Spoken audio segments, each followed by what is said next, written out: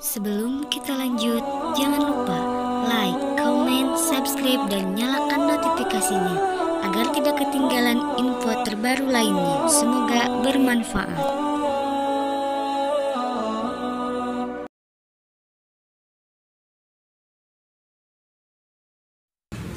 Dekat dengan orang soleh. Ibu intip teman ibu di sini. Siapa yang baca Qurannya bagus, akhlaknya mulia, jarang ngomongin orang, sudah. Bu, mohon maaf, rumah di mana? Di komplek. Di sana bu, di pojok. Suami ibu berangkat kerja jam berapa? Jam 8. Jam 9 boleh nggak ke rumah ibu? Nasihati saya ya bu.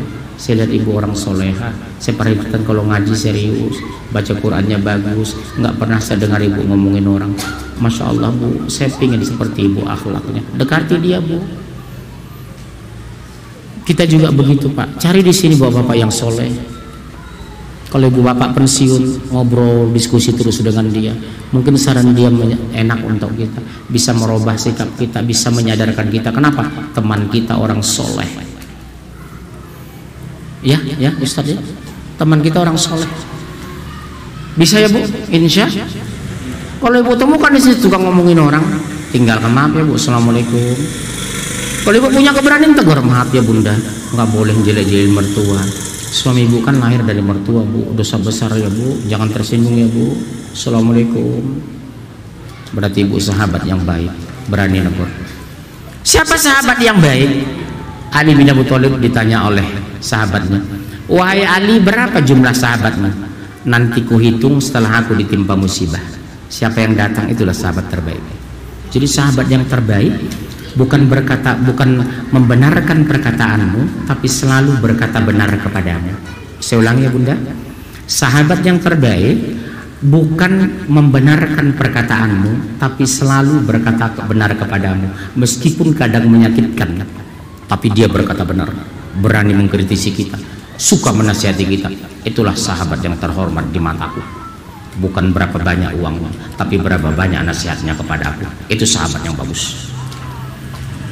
Betul? Ayat terus masih ada?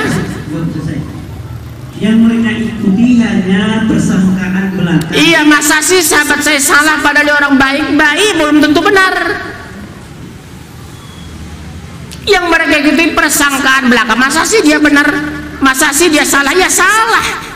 Kenapa ibu terlanjur mengaguminya? Karena dia selalu mentraktir ibu. Ibu memandang baik karena uangnya banyak dan pemurah, bukan dia alim dan taat. Ibu dikendalikan dengan uangnya, ibu diatur dengan uangnya, ibu diatur dengan lontong medannya. Tiap pagi ngasih lontong medan, yang salah jadi benar. Sahabat itu tidak, salah tetap salah, benar harus benar.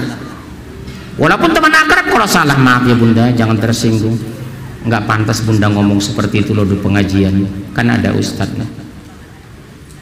Ibu berarti ibu yang benar. Kenapa? Berani nogor teman akrab. Teman akrab sahabat yang benar, bicara yang benar kepada sahabatnya, bukan membenarkan sahabatnya. Tuh sahabat, ibu intip ibu-ibu mana yang seperti itu. Waktu musibah dia datang pertama, waktu gembira dia tetap hadir. Itu sahabat. Jangan waktu pesta datang, waktu susah nggak kelihatan. Itu bukan sahabat, itu teman. Kok ibu diam? Udah 3 orang tidur, 1 bangun dulu ya bu, bangun sahur. Kok pindah tempat deh? Tadi di sini misalkan diri. Oh melihat itu ya, bagus. Catat nak ya, catat ya. Nanti di rumah diulang lagi ya. 3 tahun saya di sini, minimal 1 ustazah harus lahir dari sini. Ya, 3 tahun saya berarti 36 kali, berarti berapa ratus ayat keluar. Harus ada 1 ustazah lahir dari 3 tahun saya di sini. Kalau sudah bosan sama saya berhentikan, saya siap berhenti. Ya, tolong bu ya. Bu Ayu tolong disurvei. Cocok nggak Munzir ngisi pengajian? Kalau nggak cocok berhentikan tanpa pesangon, saya ikhlas. Memangnya pegawai kasih pesangon. Terus. Dan mereka hanya membuat kebohongan. Dusta, ayat terakhir. Allahu Akbar. Tolong pengurus masjid, ini penting kita bahas, tapi bulan depan. 1, 2, 3, 4 bulan depan. Ini ayat terakhir kita bahas, baru tanya jawab. Siapa mereka ini? 15 ayat 3. Tolong ya Bu Ayu ya, kita bahas bulan depan atau kapan sajalah, 2018 2019. 1, 2, 3, 4. Yang ini terakhir, ini kita bahas 1 bulan, 1 kali pertemuan lagi. Karena kalau kita bahas semua nggak cukup waktu. 15 3. ayat terakhir. Langsung. Al-Hijr ayat 3. Surat 15. Iya, Al-Hijr ayat 3. Iya, Al-Hijr surat 15 ayat 3. Allahu Akbar. Iya, silakan. Ayat 3. Apa kata Allah? Biarkanlah mereka di dunia ini makan dan bersenang-senang. Stop. Dan menunaikan. Stop. Biarkanlah mereka. Siapa mereka, Bu? Kafir dan munafik dan orang Kenapa kebiasaan orang kafir? Satu, makan-makan. Kedua, bersenang-senang. Bersenang-senang itu apa, Pak? Belanja. Kedua, jalan-jalan. Ketiga, guyu-guyu, tertawa-tertawa. Biarkan mereka, karena tabiat orang mukmin bukan makan dan jalan. Makannya gratis di sorga, jalan-jalannya di sorga. Dunia bukan tempat kita itu. Tapi maaf, jangan tersinggung. Sebahagian, tidak semua. Indonesia ini berkelas ekonominya. Yang high class kalau liburan kemana? Houston, California, Tokyo. Sering saya, Bu, jadwal mau masuk di rumahnya pengajian, Pak mohon maaf nggak bisa ngaji bulan depan. Kenapa? Saya lagi di Houston. Lagi di mana, Bu? New York. Di mana? Washington. Ibu mendengar aja bingung ini. Yang ekonominya di bawah kemana, Bu? Orang Medan, Palembang, Pekanbaru, Pineng, Singapura, Pattaya, Thailand. Melihat orang tidak berbusana di pinggir pantai. Yang ekonominya di bawah kemana? Bali. Yang darurat kemana? Ragunan. Melihat mbahnya di sana. Mangki, betul? Jadi masing-masing level ekonominya menghabiskan uang berdasarkan pendapatan, bukan menghabiskan uang untuk agamanya. Padahal Islam sudah bilang, biarkan mereka apa? Munafik dan kafir kerjaannya makan-makan bersenang-senang. Berarti orang mukmin ngejar dunia bukan makan bersenang, karena tabiat itu tabiat orang kafir. Kalau ada orang mukmin mengaku Islam masih suka makan-makan bersenang-senang, berarti belum mukmin, baru muslim. Gampang kan teorinya? Makanya di sini kata mereka dalam Al-Quran, berarti bukan kita. Mereka itu siapa? Munafik dan kafir. Mereka, kerjaan mereka siapa? Makan dan senang. Kalau ada mengaku mukmin masih kerjaan menghabiskan uang makan dan senang, berarti dibilang bukan berarti dia sama dengan mereka. Kalau sama mereka sama kafir. Saya sering kok diajak orang ke Amerika. Pak, saya traktir Pak ke Amerika. Berapa ongkos, Bu? 50 juta. Saya bilang mendingan kasih uang, saya bangun masjid di Tapanuli. Pak, jalan-jalan yuk, berapa? Cuma 35 juta sekian, saya bayar Bapak gratis. Mendingan kasih uang, saya bilang. Saya bantu mualaf di Tapanuli. Sampai sekarang jalan-jalannya nggak jadi, membantunya nggak jadi. Padahal harusnya senang dia sama saya kan. Saya buka jalan ke surga sama dia. Sedekah sama orang mualaf, masjid terbangun di daerah pedalaman, pahala dapat, dia masuk surga. Tapi justru nggak suka sama saya karena saya bilang, maaf ya Pak, mendingan uang saya kasih Bapak sama Kasa. Nanti saya bisa bangun masjid Tapanuli di Mentawai di Sumbar, membangun masjid di Sorong Irian Jaya. Sampai sekarang nggak ada. Dia bilang, Pak saya bawa ke Amerika, jalan-jalannya. Mendingan uangnya. Atau memperbaiki rumah saya, banyak bocor karena rumah saya BTN, bangunan tidak normal. Musim hujan gini ember banyak di rumah, Bu, karena pindah sana pindah sini pindah sana. Iya, mendingan bantu saya kan. Tapi enggak, Bu, orang lebih senang mengkasih uang saya 50 juta tapi jalan-jalan daripada ngasih uang cash saya bangun masjid. Tak ada sampai sekarang. No. Cicing wae, cicing. Kenapa, Bu? Setannya di sini kos-kosan. Kalau orang kos-kosan bayar, ini sudah kos-kosan gratis. Di sini main setan itu, jalan-jalan aja deh. Kenapa kamu harus malu berzina? Kelamin gak minjem kok, punya sendiri-sendiri kok. Kenapa harus malu ke Alexis? Orang kesana juga ramai kok, bukan kamu aja kok. Setan itu lembut. Kenapa Ibu gampang dipengaruhi setan? Pertama, hidup belum ikhlas. Kedua, iman di bawah standar. Yang ketiga, dosa numpuk tapi tidak bertobat. Setannya gampang masuknya. Saya ulangi, kenapa Pak? Satu, maaf ya Pak, tangan kanannya Pak. Kenapa Bu?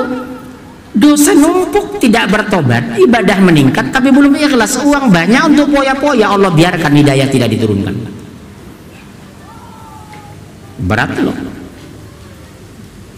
Biarkan mereka, kata Allah, bersenang-senang dan makan, karena makan kita ada di sorga, senang-senang kita ada di sorga, bidadari kita ada di sorga. Kenapa ngejar dunia yang harus bayar? Ada seorang melaku sama saya, apa benar Alexis itu tempat maksiat? Dia jujur, saya sudah ke sana. Ternyata di sana ada paket A, paket B, paket C. Misalnya paket C 6 wanita. Jadi DP-nya itu 3,8 juta. Sekali masuk satu kamar katanya. Jadi saya bilang, kamu sanggup? Gimana lagi, sudah dibayar katanya. 6 wanita itu mudah. Ya usia anak-anak SMA lah. Itu pengakuan dia, wallahu a'lam benar atau tidak. Karena ada orang juga orang bangga mabuk, bangga berjudi, ada juga ya. Tapi dia jujur sama saya. Saya ambil satu paket 6 wanita, itu masih muda-muda. Jadi DP diambil 3,8. Tergantung berapa tip kita kasih. Astagfirullah. Udah pernah ke Alexis Pak Ulum? Nggak apa-apa, ke sana survei atau Ustadz ke sana menasihati pelacurnya, nggak apa-apa. Betul Ibu? Saya belum sempat ke sana, keburu tutup. Subhan. Terus ujungnya ayat, dan dilalaikan oleh angan-angan kosong mereka. Apa angan kosong mereka? Maaf Bunda, jangan kecil hati. Mereka mengklaim dia calon sorga dan ahli sorga. Nol besar, yang punya sorga Allah, betul? Makanya tafsir ini begitu. Mereka angan-angan kosong neraka. Yang calon sorga insya Allah kita, betul? Maaf Bu, jujur. Coba Ibu perhatikan wajah mereka dengan wajah kita, siapa yang bercahaya? Betul? Coba lihat wajah mereka dengan wajah kita, bercahaya siapa? Makanya ke depan ulah kaditu atuh mah nggak dengar salah sendiri, itulah resiko kalau datang telat, pasti ada resikonya ya. Ibu ini kenapa di depan? Karena buru-buruan. Ini nggak duduk, kalau Ustadz ngisi di belakang, giliran artis paling depan, betul ya? Padahal saya artis juga, lihat wajah saya nggak jauh dengan Aliando, betul? Subhanallah. Terserah saya mau Aliando kok mau apa kek. Terus Kelak mereka akan mengetahui akibat agar perbuatan. kesimpulan hari ini, Allah sudah memberikan perbandingan mana orang beriman, mana kafir, mana tabiat orang beriman, mana kafir, mana kebiasaan beriman, mana kebiasaan kafir. Terserah Ibu mau ikut neraka atau surga. Al-Quran menjelaskan. Kembali ke Ibu, tepuk dada, tanya iman. Ikut Quran, ikuti setan, resiko neraka. Selesai. Bulan depan kita sambung surat 3 179, 317 sampai 10, 3120 sampai 27, 17 19. Insya Allah baru paham kita. Oh ternyata aku belum beriman. Kenapa? Yang ngomong Quran. Selesai. Oke, saya buka session tanya jawab. Nama, status.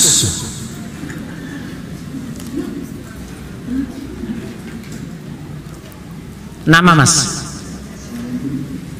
Waalaikumsalam warahmatullahi. Dari mana Mas Fendi? Oh, orang Sunda. Dengar dulu, orang Sunda tuh. Orang Sunda. Oh, Jawa. Oh, Bogor, bisa bahasa Sunda? Sudah pulang aja. Masa sama istri orang Sunda mah cicing wae atuh kumaha? Kalau istri ngomel bingung dong. Iya, kule ke wong bata asli sok ngomong Jawi, bojo kule saking Jawi. Ye? Jawi ini pundi, Mas? Saya lahir di Medan iso ngomong Jawi, ngomong Sunda, ngomong Aceh, ngomong Padang, ngomong Betawi, iso kok. Ojo ngeyel. Oh, saya lahir di Jakarta, kulo iki lahir nang Medan, asli Batak, iso ngomong Jawi, bahasa Sunda, Aceh, Padang, Betawi, Inggris bisa. Kok iso gitu loh. Oh, nggak jadi bertanya, ngamuk deh. Udah, pertanyaan apa Mas? Udah, anak berapa Mas? Saya baru bulan besok. Berarti istri hamil. Di mana di sekarang? Di Bogor. Kenapa bisa hadir kemarin? Saya kerja di Bogor. Kenapa sekarang baru, bukan dari dulu? Tahu dari mana ini informasi? Ini ada pengajian di sini. Saya tadi lewat mau sholat zuhur, Sebelumnya tahu saya. Saya sering lihat Ustaz di Oh begitu. Oh iya. Karena kalau tanpa alasan nggak mungkin mau. Paling habis sholat pulang. Alasannya nonton di YouTube. Gagah mana di YouTube atau aslinya? Hah? Oh, udah pulang aja saya kalau gitu. Udah pertanyaan. Memojokkan saya udah stop pertanyaan. Pertanyaannya gini Ustaz. Kan saya baca di Al-Quran surat ke-17 surat Ayat langsung terjemahan baca apa itu? yang kami tetapkan terhadap Bani Israel dalam kitab itu, kamu pasti akan berbuat kerusakan di bumi. Betul, iya. Iya. Terus kan kalau kita lihat di berita-berita itu saudara-saudara kita yang di Al-Aqsa itu kan, Di Palestina, Yerusalem, Bethlehem. Bani Israel itu kan berbuat kerusakan gitu. Iya. Pertanyaan. Nah, pertanyaannya yang kedua yang Dua kali. Itu kan dijelaskan. Kemudian kami berikan kepadamu giliran untuk mengalahkan mereka. Kami membantumu dengan harta, kekayaan dan anak-anak. Sejelaskan bulan depan. Sejelaskan bulan depan. Tahu kenapa? Karena di Al-Quran itu 36 kali terulang kata ahlul kitab. Ahlul kitab terulang 36 kali menjelaskan kejahatan orang Yahudi dan Nasoro terhadap kita. Jadi butuh penjelasan panjang. Nanti saya mulai start surat 2 120, surat 3 130 sampai 70, surat 4 70 sampai 72, surat 5 05 09. Itu bayatnya 36 saya jelaskan. Jadi nggak cukup sekarang. Tafsirnya panjang ini di Ibnu Katsir ya. Kedua, kalau saya jelaskan sekarang, panjenengan bulan depan nggak mau hadir. Hadir terus ya Mas? Ya udah, ini cuma rekaman cuma sekali, bulan depan mungkin nggak ada. Pokoknya saya standby aja Mas. Ya udah terserah deh mau ngapain. Udah deh itu gitu aja ya. Udah, sampean jagong sih. Duduk dulu. Bulan depan aja. Matur suwun J. Waalaikumsalam. Bingung dia, menyesal saya tadi. Ibu tahu kenapa saya tunda ini? Saya harus buka di surat 2 120, walan taradhu ankal yahudu walan nasara hatta tattabi'a millatahum qul inna hudallahi wal huda. Kita mulai dari sana nanti. Dan penjelasannya panjang, Pak. Jadi harus kita tunda. Terus Waalaikumsalam warahmatullahi. Yang mana orangnya? Nama siapa, Mbak? Tia. Umur? Sudah nikah, Mbak? Mau saya carikan jodoh. Saya ready stock. Mau Bank Mandiri, BCA, OJK, KPK, BI. Saya memang punya database. Jadi nanti kirim data, nanti ta'aruf. Kalau cocok jadi benar, saya boten iseng loh iki. J. Masya Allah. Langsung Mbak. Pelajaran apa, Mbak? Iya, maksudnya pelajaran semua gitu. Baik. Asli Mbak dari? Oh, saking Jawi. Iso ngomong Jawi. Ngomong ke. Pertanyaan panjenengan apa? Pertanyaan panjenengan. Saya kan dalam satu sekolah itu ada beberapa guru. Iya. Setiap ada yang berulang tahun selalu makan-makan. Betul, tasyabbuh. Terus saya gimana kalau jangan hadir. Islam tidak mengajarkan acara ulang tahun, itu kebiasaan orang kafir. Kawan saya kemarin habis ulang tahun meninggal dia. Saya umur nanti Februari 52, tidak ada acara ulang tahun. Belum pernah saya dengar baca hadis Rasulullah mengadakan ulang tahun dengan Ali bin Abi Thalib di Madinah, nggak ada hadisnya kan. Acara ulang tahun, itu pernikahan tidak dianjurkan dalam Islam. Namanya bid'ah, nggak usah diikutin itu. Saya terus terang marah itu acara-acara gitu. Itu bukan dari Islam. Nanti kalau nggak ada ulang tahun, nggak kasih makan dong orang. Kasih makan orang karena Allah, bukan karena acara ulang tahun. Itu tradisi orang Kristen di Amerika. Tahu ibu di Amerika itu? Kita traktir makan itu cuma 3. Yang pertama ketika ulang tahun. Kedua ketika Natal, yang ketiga ketika dia pesta. Di Eropa makan gratis cuma 3 kali kita bisa. Ulang tahun, Natal, pesta. Indonesia asal ketemu orang traktir makan. Hebatnya orang Indonesia, meskipun hitungan dia makan di warteg.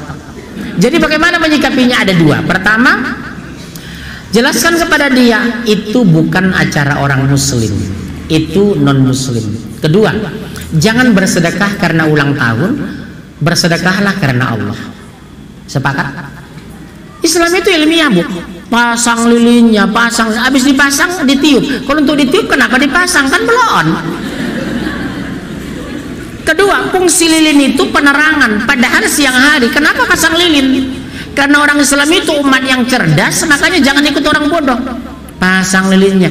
Mbahnya dari Pekalongan, Purwakarta, umur 97, disuruh ulang tahun karena anaknya Jakarta orang kaya, wong sugih. Mbak, tiup lilin. Nggak mati-mati karena gigi nggak ada lagi, nggak ada tekanan oksigen.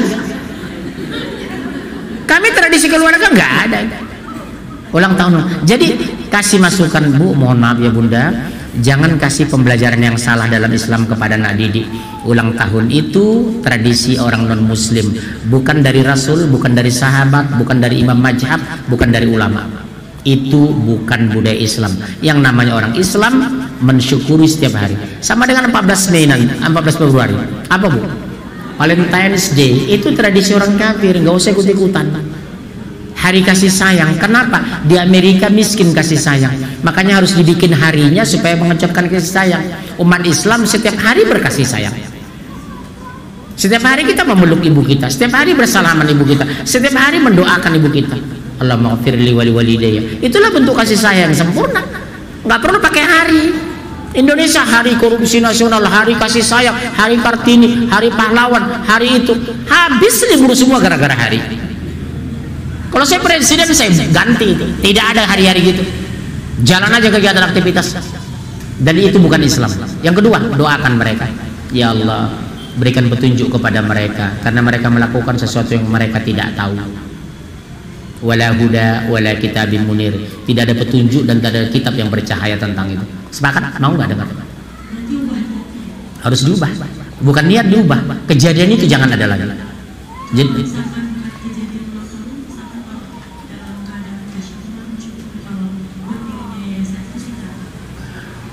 jangan bersedekah karena berdiri yayasan. Bersedekahlah tanpa berdiri. Nanti kalau nggak ada yayasan, nggak ada sedekah dong. Repot jadi.